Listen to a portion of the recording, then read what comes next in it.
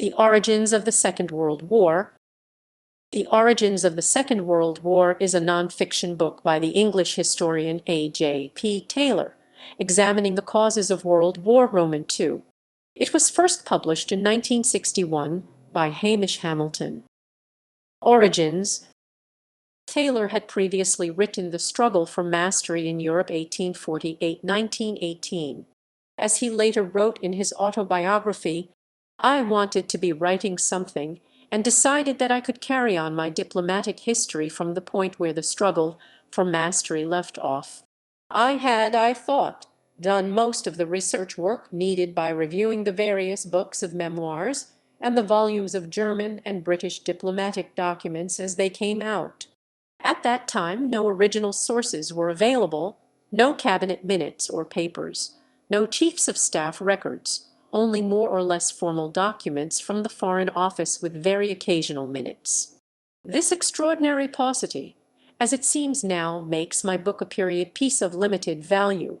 Since 1947, he had read 15 volumes of British diplomatic documents, 8 volumes of German diplomatic documents, and 1 volume of Italian diplomatic documents, all of them covering the 1930s. However, according to Kathleen Burke's biography of Taylor, he did not read Adolf Hitler's Mein Kampf until after writing the book. Taylor supported the campaign for nuclear disarmament, one of whose arguments was that an unintended war brought about by accident could cause a nuclear war and the end of human civilization. In Taylor's view, if the Second World War could start by accident, so could a third. He also was opposed to the idea that it was necessary for the Western powers to take a tough stand against the Soviet Union, as failure to take a similar stand against Nazi Germany had led to war. Content. Since the war, the general view of the causes of the Second World War, the Nuremberg thesis was that Hitler had wanted war, planned in detail for war, and had launched the war. He was supported by other Nazis, but not by the German people, who were innocent bystanders or victims of the Nazi regime. Taylor broke with this consensus, and the 5 main themes of his book are: first, that foreign policy is determined by reasons of state and the necessity of reacting to foreign threats, rather than driven by internal politics such as economic or ideological factors. Second, that Hitler possessed strategic goals but no thought-out grand scheme as to how and when. Reception.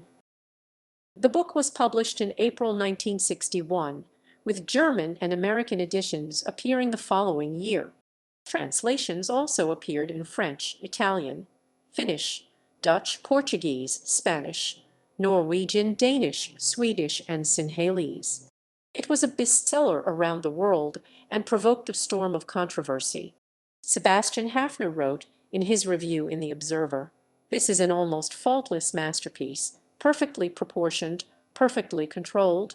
Bitterness has mellowed into quiet sadness and even pity. Fairness rules supreme, and of all passions only the passion for clarity remains.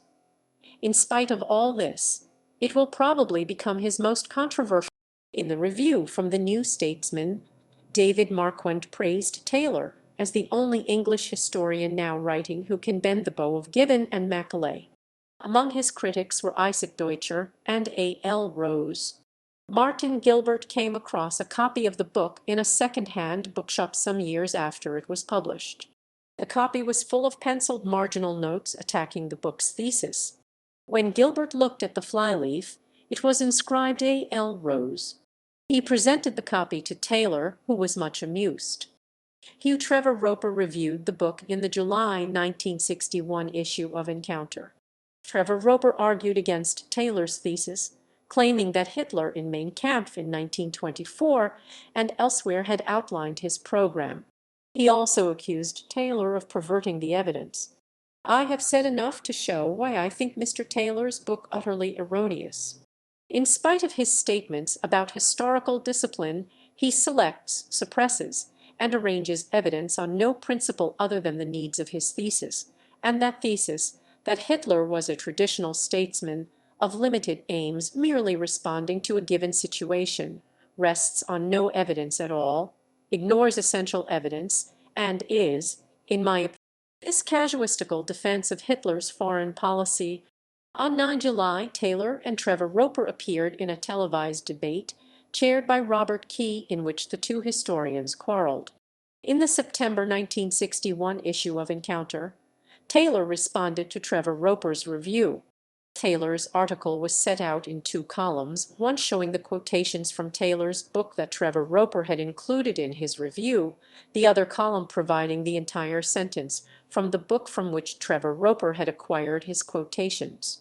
Taylor intended to demonstrate that Trevor Roper had selected, suppressed, and arranged his evidence in exactly the way he had accused Taylor of doing.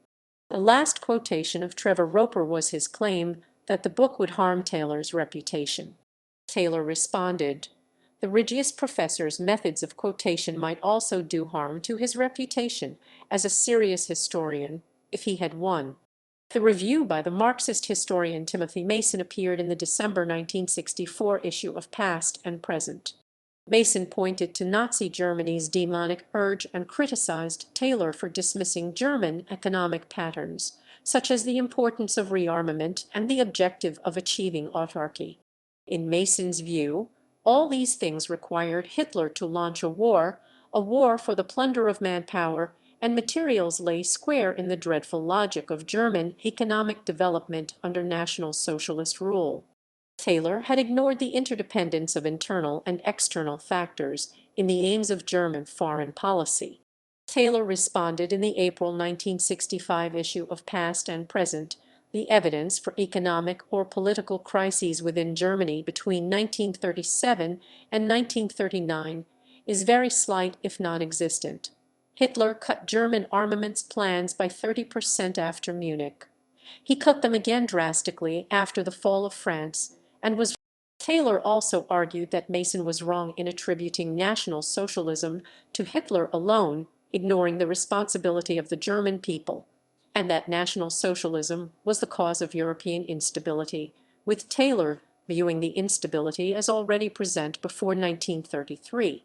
Taylor replied to Mason's accusation that Taylor ignored deeper forces at work in the background. "I fear I may not have emphasized the profound forces. Of course there was a general climate of feeling in the Europe of the 1930s which made war likely. Of course historians must explore the profound forces. But I am sometimes tempted to think that they talk so much about." The press of West Germany had unanimously criticized Taylor's thesis. The historian Elizabeth Wiskiman wrote a letter to the Times Literary Supplement, quoting the many favorable reviews of Taylor's book in neo-Nazi publications. The German historian Golo Mann savaged the book in his review, claiming that Taylor attempted to prove Hitler's innocence and that Taylor was not concerned with historical truth, but only in demonstrating the sophistication of his own mind. The German conservative historian Gerhard Ritter was also critical. When Taylor flew to Munich for a televised debate with a Swiss historian, the taxi driver who drove him from the airport asked him whether he knew an Englishman called A.J.P. Taylor. Taylor replied that he was A.J.P. Taylor. The driver stopped mid-traffic, told Taylor he had been part of Hitler's SS bodyguard, and put out his hand to congratulate Taylor on proving that Hitler had not caused the war. The book was published in the United States by Athenaeum Press. At the publisher's suggestion, Taylor wrote a preface to the American edition explaining America's role in the 1930s. The reaction to Taylor's thesis was even more extreme than in Britain. The review in Time magazine thundered against Taylor. Taylor finds excuses for Hitler and reasons to blame nearly everybody else. In Taylor's view, it was always somebody else who put poor, passive Hitler in a mood to fight. With scholarly detachment, Taylor states the case for appeasing Hitler and for resisting him, but his sympathies obviously lie with the appeasers. Taylor insists that Hitler was no fanatic. Hitler was a rational, though no doubt a wicked statesman, writes Taylor primly. His nationalism, far from being the common variety, was the most virulent racism the world has ever known. A study of history is of no practical use in the present or future. Taylor, who likes to be whimsical, once said.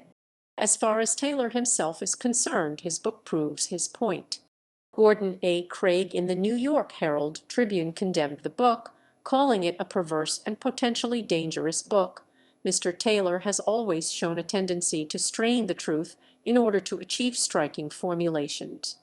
But he has never before been so intent upon demonstrating his originality as he is here, or so willing to indulge in exaggeration. Craig ended by saying Taylor also gives aid and comfort to those who would like to rehabilitate the Führer's reputation. Two exceptions were American revisionist historians Harry Elmer Barnes and Murray Rothbard, who both praised Taylor's thesis in the hopes that it would allow future scholars to correct the historical record of the outbreak of hostilities in a similar manner that occurred after the First World War. In 1963, a second edition appeared with new preface by Taylor entitled Second Thoughts. Similar or related works: The Struggle for Mastery in Europe 1848–1918 by A.J.P. Taylor 1954. The Third Reich Trilogy by Richard J. Evans 2003–2005. The 20 Years Crisis by E.H. Carr 1939. The Lights That Failed, European International History 1919–1933 by Zara Steiner 2007. The Triumph of the Dark, European International History 1933–1939 by Zara Steiner 2011.